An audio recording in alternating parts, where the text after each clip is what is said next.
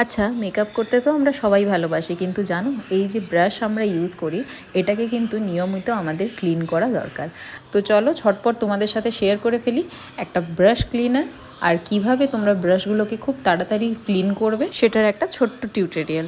আজকাল সবাই জানো যে হাইজিন মেনটেন করা একটা মেকআপ আর্টিস্টের জন্য কতটা বেশি ম্যান্ডেটারি। শুধুমাত্র ব্রাশ নয়, ব্রাশ হোল্ডারটাকেও কিন্তু আমাদেরকে প্রপারলি ক্লিন করতে হবে। তো দেখো এখানে আমি একটা স্প্রে ইউজ করেছি এবং তার সাথে আমি ওয়েট টিস্যু দিয়ে সেটাকে প্রপার ক্লিন করছি। শুধুমাত্র কিন্তু ব্রাশেই প্রোডাক্ট লেগে থাকে না, এই ব্রাশ হোল্ডারগুলোতেও কিন্তু প্রোডাক্ট লেগে থাকে। দেখো কতটা ক্লিন লাগছে ব্যাগটা। তো চলো এবার ব্রাশ ক্লিনিংয়ের দিকে আসি। কাজের শেষে কিন্তু আমি এই কাজটা কোনোদিনই করতে ভুলি না, যে ব্রাশ ক্লিন করা। কারণ আমি কারো স্কিনে ইউজ করা ব্রাশ আমি অন্য কোনো ক্লায়েন্টের স্কিনে আমি কখনোই ইউজ করি না। তার জন্য আমি একটা ব্রাশ ক্লিনার সবসময় ইউজ করি, আর এটা আমার খুবই ফেভারেট।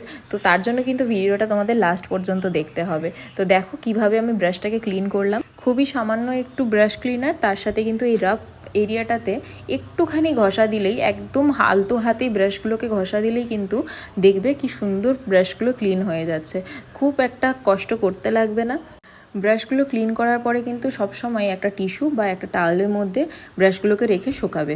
আর এই ব্রাশগুলো চকচকে করে তোলার জন্য কিন্তু আমি সবসময় ইউজ করি পিএসসি ব্র্যান্ডের ব্রাশ ক্লিনার। আমি যেটা ইউজ করেছি সেটা হচ্ছে সলিড ব্রাশ ক্লিনার, আর তোমরা কিন্তু স্প্রেটাও ইউজ করতে